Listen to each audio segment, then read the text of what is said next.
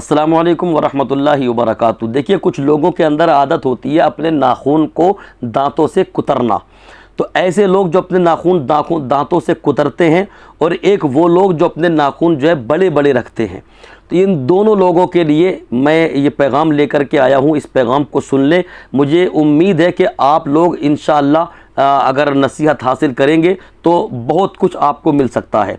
ये देखिए, कुछ लोगों के अंदर जो आदत होती है नाखून को दांतों से कुतरने वाली, इससे बर्स की बीमारी पैदा होती है। अब आप कहेंगे बर्स किसको कहते हैं? तो बर्स कहते हैं कोढ़ के मरज़ को। यानी इससे ख़तरा है कि कोढ़ का मरज़ हो जाए। किस चीज़ से? जो लोग बैठे हैं और दांतों से नाखूनों को कुतरना शुरू कर दिया, उन्हें कभी जो है नाखून काटने की ज़रूरत ही नहीं पड़ती, वो दांतों से कुतर के नाखून जो है काट देते हैं। तो ऐसे लोग एक बड़ी बीमारी में मुब्तला हो सकते हैं, जिस बीमारी को बर्स कहा जाता है, यानी कोढ़ की बीमारी। तो लिहाजा कोढ़ की बीमारी से हिफाजत चाहते हैं तो नाखून को दांतों से कुतरना फ़ौरन बंद करें। और अगर कोई कुतर रहा हो नाखून को दांतों से, तो उसको भी बताएं कि मेरे भाई, नाखून को दांतों से कुतरने से बर्स यानी कोढ़ की बीमारी पैदा होती है। और देखिए, ये मैं अपनी तरफ से नहीं कहता, सदरुल शरिया बदरुल तरीक़ा हज़रत अल्लामा मुफ्ती अमजद अली आज़मी रहमतुल्लाह व रिज़वान ने बहार शरीयत में इसको बयान किया। बहार शरीयत हिस्सा नंबर 16 सफ़ा नंबर 196 पर सदरुल शरिया फरमाते हैं कि दांतों से नाखून कुतरना, इससे बर्स की बीमारी पैदा होने का ख़तरा है। तो लिहाजा इससे हमें बचना चाहिए।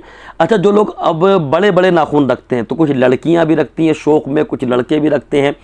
तो जो बड़े नाखून रखते हैं, अब वो सुन लें। ये तो कुतरने वाला मसला हुआ जिससे कोढ़ की बीमारी हो सकती है। अब जो बड़े नाखून रखते हैं वो भी सुने।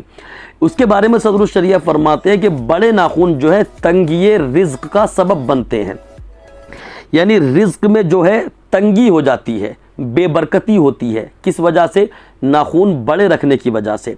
क्योंकि नाखून जो है ये शयातीन की गंदी चीज़ों की पनाह गाह है।